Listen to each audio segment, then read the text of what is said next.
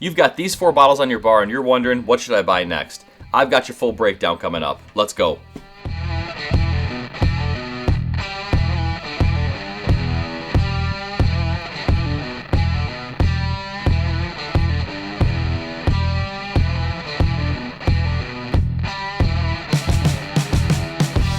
How is everyone doing today? My name's Chris. Welcome back to Bourbon Sane.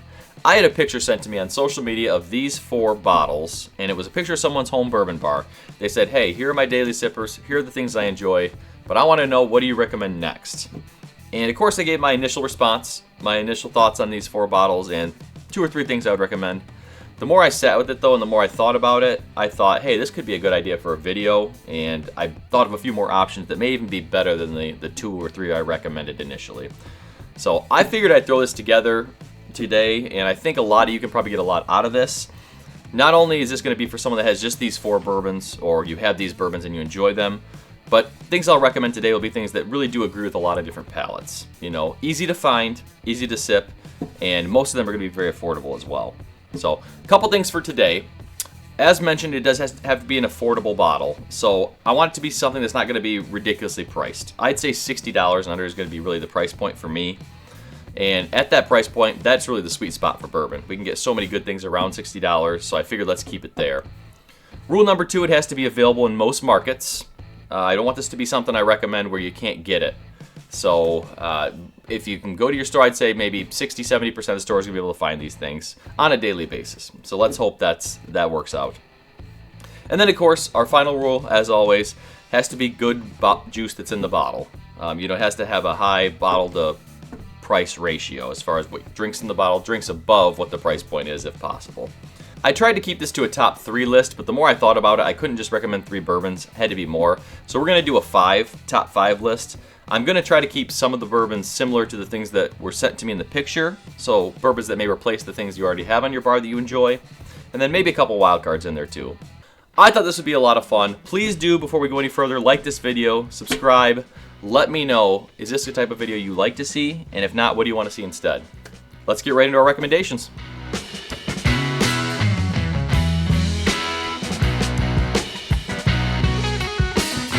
Okay, these aren't going to be in any particular order, but let's start with number 5. And this is going to be the bottle that actually replaces the single barrel store pick from Barton. My recommendation was the 4 Roses single barrel. And I like this bottle now because they're actually putting out different varieties. And I'm seeing them all over, honestly. I was worried when they first said that they were going to be stating their 100 proof single barrel variants that they weren't going to be available or the price would be way ridiculous. It's actually the same price for me, the $49.99, that the regular single barrels are. So I think that's great. And multiple different recipes you can get. They even have an OESO. That's one of the big 3 that I see in the store, which is great. I love the OESOs. But this is another single barrel bottle, and not exactly a store pick, if you will, like you had with the 1792. But given all the different recipes and varieties, each bottle you're going to get of this actually is going to be different and completely different. You do have to be a fan of that high rye mash bill because 4 Roses, even in their lower rye mash bill, it's still about 20%. So either way, you're going to get a lot of rye kick, even if it's not in the recipe specifically. But honestly, with the price on this bottle still under $50, I think it's really, really great for a single barrel. And honestly, it doesn't miss very often. It really doesn't. Single barrels, of course, can be hit or miss, depending on what it is, what you're getting. If he wants to be a little ambitious, though, and move up to something a little higher proof, of course it's going to be a single barrel store pick of the Russell's Reserve. You guys all know at this point I love these bottles, and these are showing up more and more for me. Glad to see it, glad to hear it, and this is a little bit pricier. They're around the $60. So it is a price up from the 4 Roses, but to me it's worth the upgrade because I think this is an even better bourbon.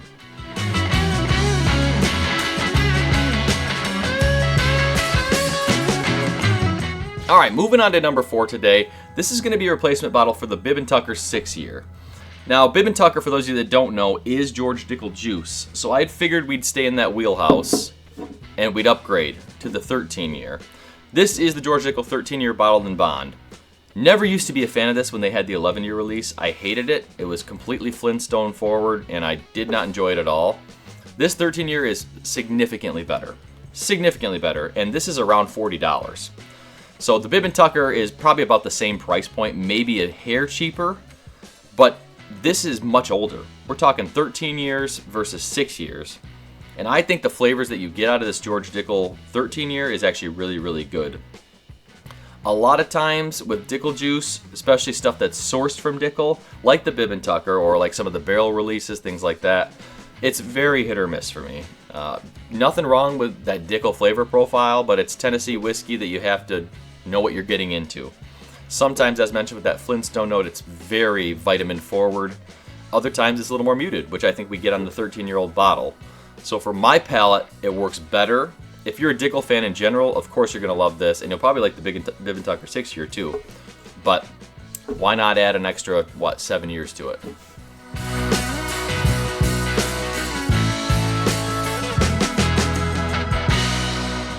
Coming in at number 3 is going to be our replacement for the Eagle Rare 10 bottle. And that, of course, is going to be another from my favorite distillery, Wild Turkey, Russell's Reserve 10. Cheaper, much more available than the Eagle Rare, and still that same age statement, so 10 years. Eagle Rare, of course, is Buffalo Trace, that delicious, sugary sweetness, cherried sweetness, and a lot of times Buffalo Trace just works so well with new bourbon drinkers. The flavor profile comes through great for them. It's easy to sip, easy to taste, and they love it. So I can't blame them for that at all. But guess what? Russell's Reserve, Wild Turkey, they have a great flavor profile too. Theirs is a little more cinnamon cherry, a little bit of nuttiness, which I almost never find in Buffalo Trace products. So if you tend to lean more towards those type of flavor notes, it's really, really a great option and still under $40. And the best part about it, walk anywhere in the country and I can safely say this is in 95% of markets, Russell's Reserve 10.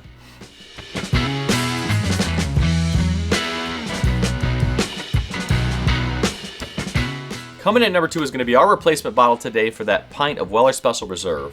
Doesn't look like he cracked it, but he said he enjoys all these on his bar, so we're going to go with it. And as a lot of you know, Weller is impossible to find most of the country. So in Michigan, I've actually never seen a bottle of Special Reserve on the shelf, ever. I've gotten one bottle of the 107 in the past, just from knowing someone, but not on the shelf. But our replacement today for that bottle is going to be the Bardstown, Wheated Origin. It's been probably about a year since I visited this bottle, but honestly, this wheat mash bill and whatever Bardstown is doing with it, it's always really, really good. And I was worried, especially when Bardstown first came out, the prices were definitely higher than other bourbons that were on the market. This bottle was only $54 out the door for me here. So that's a really, really good price for what you're getting, and especially something that is attainable and findable. This is a 39% wheated mash bill. And if any of you haven't had Bardstown products, it is a relatively newer company compared to, of course, your classics like your Buffalo Trace, your Wild Turkey, etc. But this flavor profile that does come through on this is very, very good. I think wheated mash bill, and this is definitely my top 2 or 3 as far as wheated mash bill goes. I also do like the Rebel, and I did recommend the Rebel 10 year to him, but those now are about $130 in Michigan. So at that price, I'm reaching for this all day for half the price.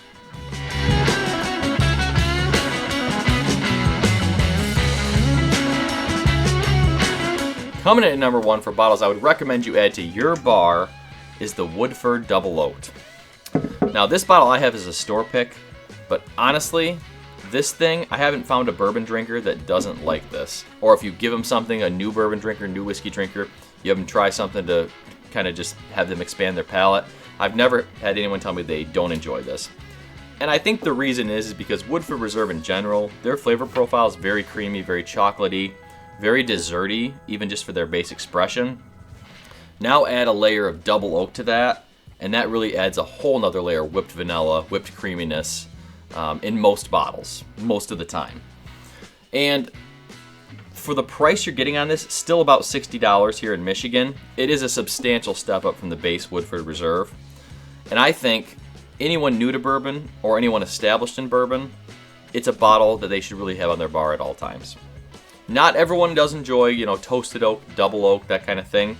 But for me, I think adding that double oak does take kind of some of that graininess that may come through on those bourbons. It kind of rounds off all those edges, makes it a super easy drink to sip, and something you'll constantly reach for on your bar. Okay, well that was a lot of fun for me to make this video today. Thank you so much for reaching out to me on social media and giving me an idea for this video and just asking for recommendations. One of the things I love about the bourbon community the most is people willing to reach out, have kind words, and 99% of people are extremely nice and just awesome to talk to and awesome to work with. So I really do appreciate that so much. Let me know down in the comments below, would you guys add or remove anything from this list that I made today? You see the 4 bourbons on the screen.